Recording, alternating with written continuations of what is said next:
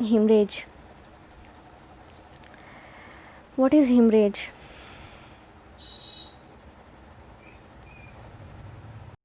Let's see the definition. Extravasation of blood is called as hemorrhage, or escape of blood from the vessel which contains it. ऐसी vessel जिसमें blood था, उस vessel से blood का बाहर आ जाना, ये हेमरेज कहलाता है। आसान लफ्ज़ों में देखा जाए तो कॉजेज़ ऑफ हेमरेज, ट्रॉमा के नतीजे में हेमरेज हो सकता है, या किसी मेडिकल कंडीशन के नतीजे में, या फिर कुछ मेडिसिन की वजह से भी। First of all, traumatic cause या traumatic haemorrhage. An injury can cause traumatic bleeding. Traumatic injuries vary in their severity. Common types of traumatic injury जो होती है, इसमें है abrasion that don't penetrate too far below the skin.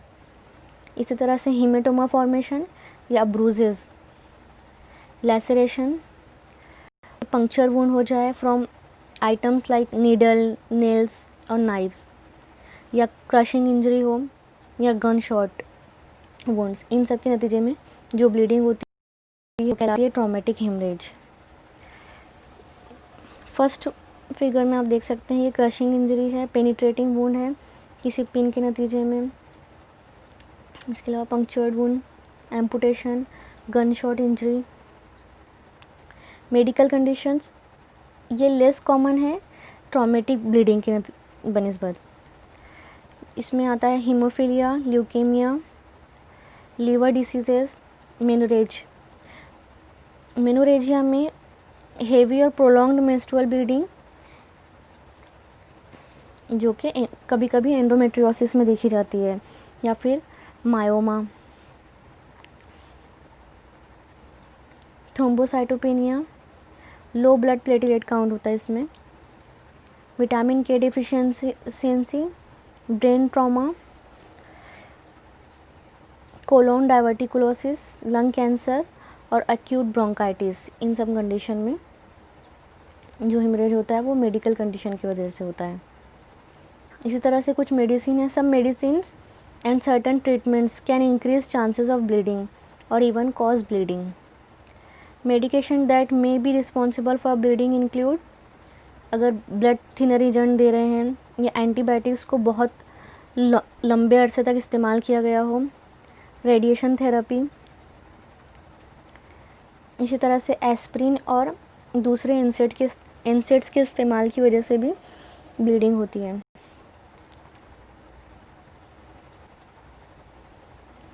Classification of haemorrhage, haemorrhage को बहुत सारी तरीक़ों से क्लासीफाई किया गया है।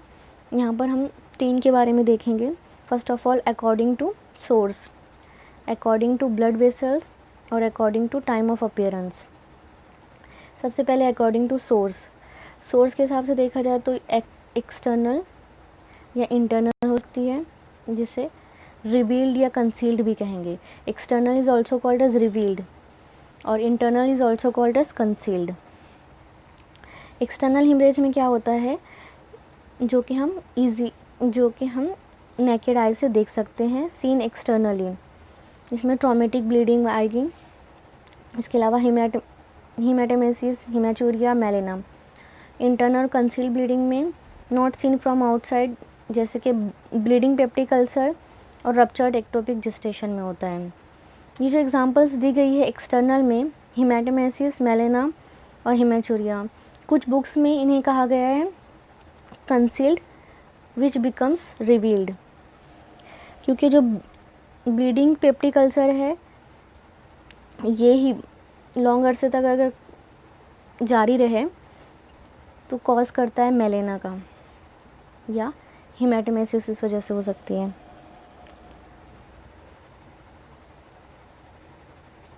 According to blood vessels, capillary haemorrhage, venous haemorrhage या आर्टेरियल हेमरेज। जो कैपिलरी से ब्लीडिंग होगी, कैपिलरी के रप्चर होने की वजह से, तो उसका कलर जो होगा वो ब्राइट रेड और वो ऊजिंग की शक्ल में होगा। लेकिन जो वेनस ब्लड होता है वो डार्क रेड कलर का होगा और ब्लीडिंग जो है वो कॉपियस होती है, ज़्यादा अमाउंट में होगी। Arterial blood bright red colour का होगा, ejected in spurts with each systole of heart. ये बताया है आर्टरीज, वेनस और capillary. According to time of appearance, primary haemorrhage it occurs at the time of injury या operation के वक्त। इसी तरह से जो रिएक्शनरी हेमरेज होता है with in 24 hours of injury और ऑपरेशन, ड्यू टू होता क्यों है ये, डिस्लॉजमेंट हो जाए ब्लड क्लॉट का, या फिर जो लाइगेचर हमने लगाया है वो स्लिप हो जाए, तो स्लीपिंग ऑफ लाइगेचर या फिर डिसलॉजमेंट ऑफ द ब्लड क्लॉट। और ये चीज़ें क्यों होती है, बीपी के बढ़ने की वजह से, रेज्ड ब्लड प्रेशर या फिर वेनस प्रेशर की वजह से होती हैं। ये मोस्ट कॉमनली 4 to 6 आवर में होता है आफ्टर इंजरी या ऑपरेशन के। सेकेंडरी हेमरेज 7 से 14 दिन के बाद होता है, आमतौर पे इंजरी या ऑपरेशन के बाद। इसका कॉज जो होता है वो इन्फेक्शन या sloughing of part of arterial wall की स्लफिंग हो जाती है। इसमें कभी कभी अलार्मिंग ब्लीडिंग मिलती है जो कि मॉडरेट से सीवियर हो सकती है।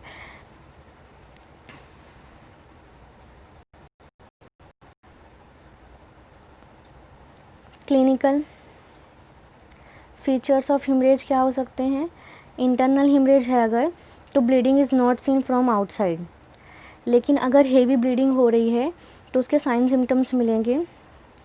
एक्यूट साइन में क्या मिलता है, इंक्रीज्ड पल्स रेट मिलेगी, लो बीपी, हो सकता है कि नॉर्मल हो पेरिफेरल वासोकंस्ट्रिक्शन की वजह से, या फिर अगर ब्लीडिंग कंटिन्यू रहती है ज़्यादा देर तक तो इंक्रीज्ड पैलर मिलेगा, पेशेंट रेस्टलेस होगा, air hunger due to oxygen deficiency.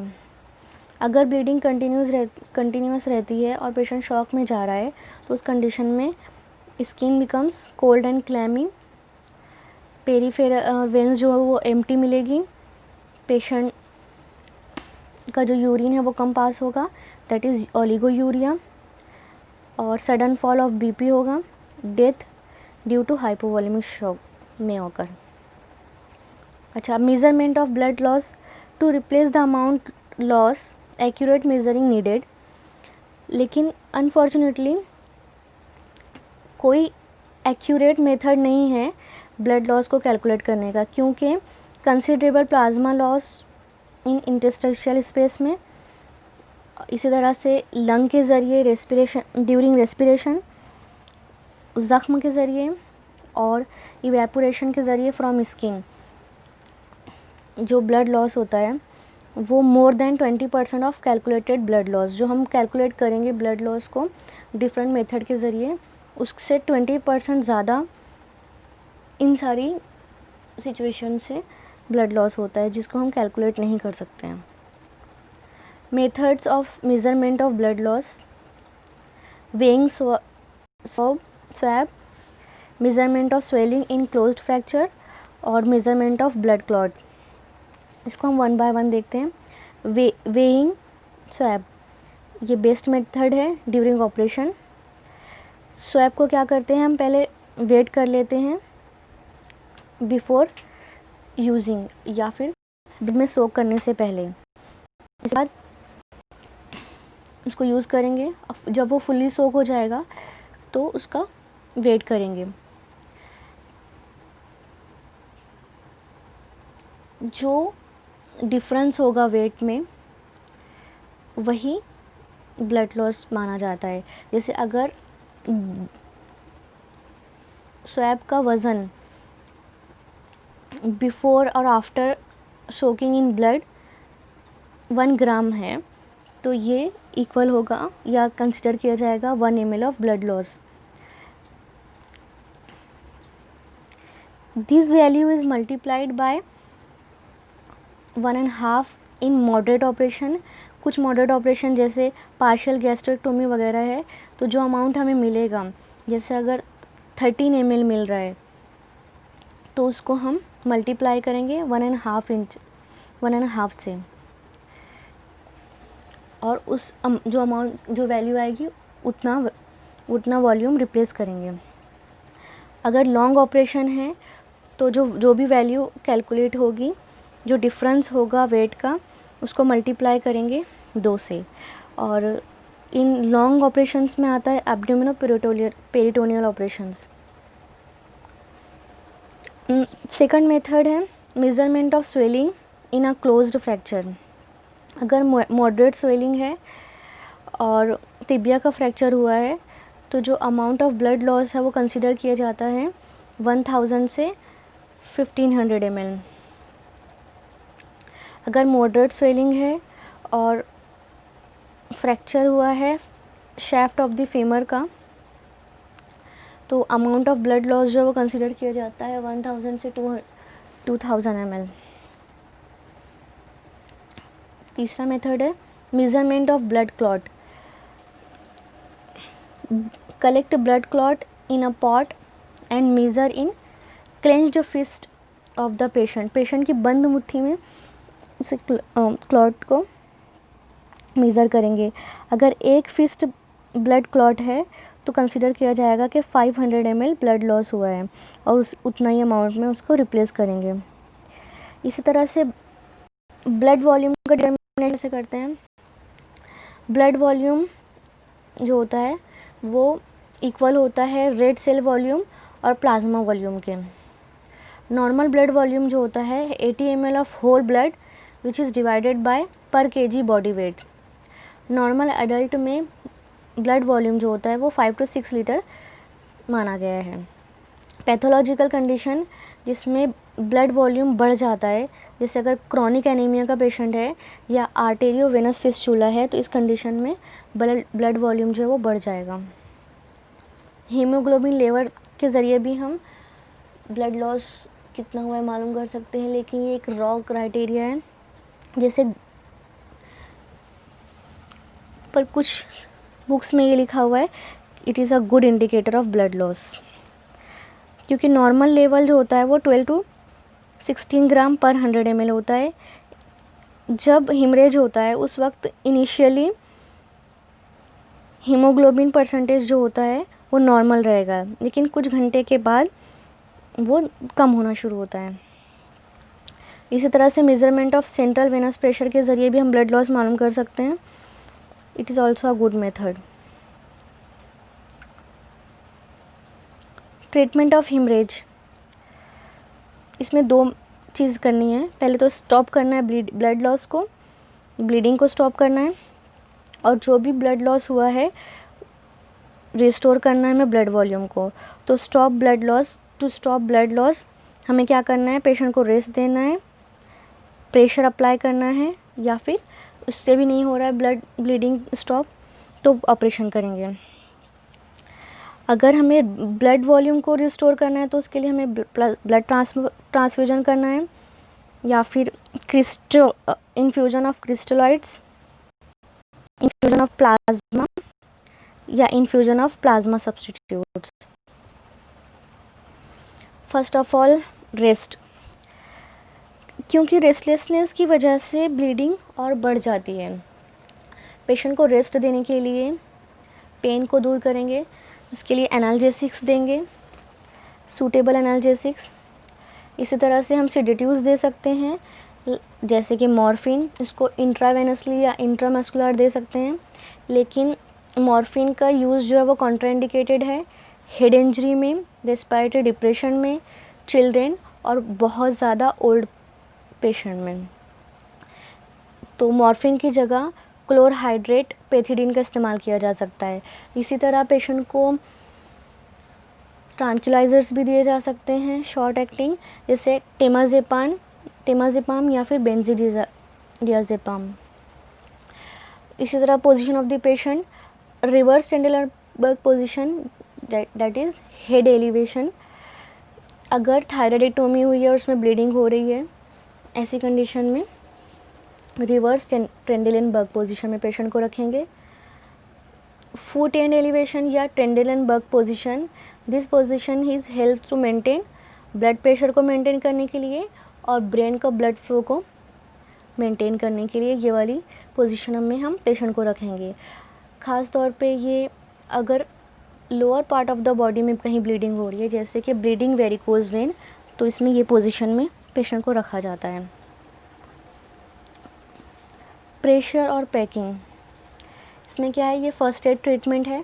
सबसे पहले स्टेराइल पीस ऑफ गॉज या बैंडेज,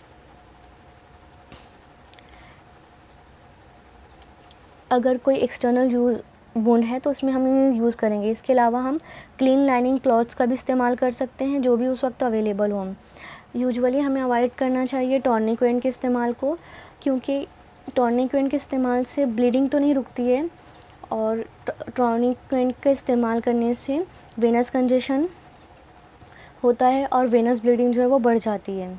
लेकिन अगर ऑपरेशन थिएटर में इसको हम उस वक्त यूज़ करेंगे एज ए प्रोफाइलेक्टिक के तौर पे,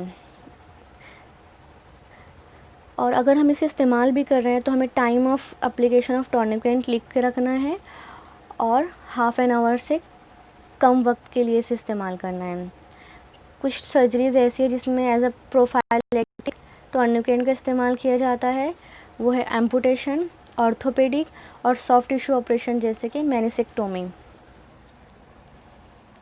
ऑपरेटिव मेथड में क्या है, ड्यूरिंग ऑपरेशन अगर एक्चुअल ब्लीडिंग वेसल हम डिटेक्ट कर जाते हैं तो हमें उस वक्त हमें क्या क्या मेजर्स हम इस्तेमाल कर सकते हैं। हीमोस्टैट या आर्टरी फोर्सेप के ज़रिए हम ब्लीडिंग वेसल को होल्ड करेंगे टू चेक द ब्लीडिंग, या फिर वेसल के ऊपर मेटेलिक क्लिप अप्लाई करेंगे या लीगा क्लिप। इसी तरह से लाइगेशन करेंगे कैटगट या फिर सिल्क सूचर के ज़रिए, और अगर माइन्यूट ब्लीडिंग हो रही है तो कोगुलेशन किया जाएगा डायथर्मी के ज़रिए। अगर सिर्फ वूजिंग हो रही है तो उस वक्त हम अप्लाई कर सकते हैं ब्लीडिंग वेसल के ऊपर ऑक्सिल, जेलेटिन स्पॉन्ज, गॉज जो कि एड्रेनलिन में सोक किया गया हो, स्टाइपेन, रसेल वाइपर का वेनम जो होता है इसका भी इस्तेमाल कर सकते हैं। अगर बोन में वूजिंग हो रही है तो ऐसी कंडीशन में बोन वैक्स का इस्तेमाल किया जाता है।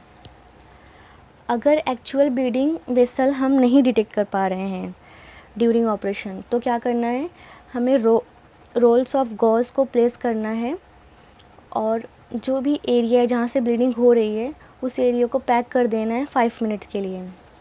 5 मिनट के बाद उस गॉज रोलर गॉज रोल हमने प्लेस किया था उसको रिमूव करना है और वूजिंग वेसल को आइडेंटिफाई करना है।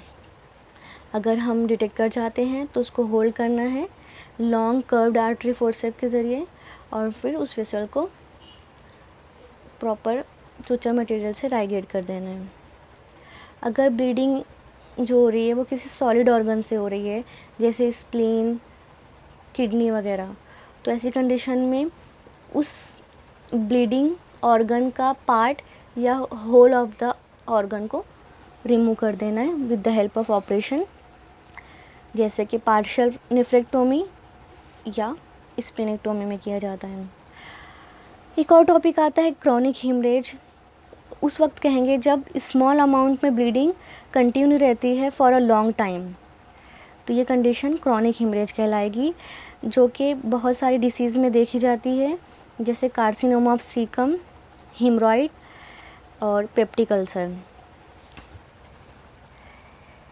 इन पेशेंट में क्या होता है, ब्लड वॉल्यूम जो है वो नॉर्मल रहेगा क्योंकि यहाँ पे प्लाज्मा का रिप्लेसमेंट होता है, लेकिन आरबीसीज जो होते हैं उनका इनएडिक्वेट रिप्लेसमेंट होता है, जिसके नतीजे में पेशेंट माइक्रोसाइटिक हाइपोक्रोमिक एनीमिया का शिकार हो जाता है। इस कंडीशन को रिवर्स करने के लिए, एनीमिया की कंडीशन को रिवर्स करने के लिए हाई आउटपुट कार्डियक फेलियर हो सकता है।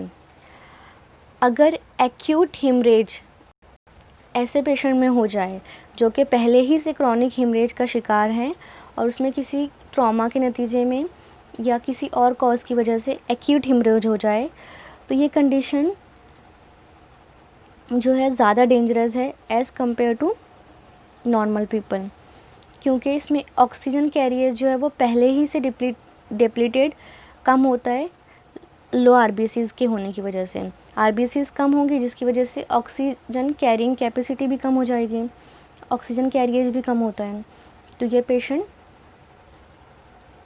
ज़्यादा डेंजरस कंडीशन को सफ़र करते हैं। इसका ट्रीटमेंट क्या है? पैक्ड सेल को इस्तेमाल करना है ब्लड वॉल्यूम को रिस्टोर करने के लिए इंस्टेड ऑफ होल ब्लड, क्योंकि इन पेशेंट में सिर्फ़ और सिर्फ आरबीसीज़ की नीड होती है, प्लाज्मा की नहीं। Thank you.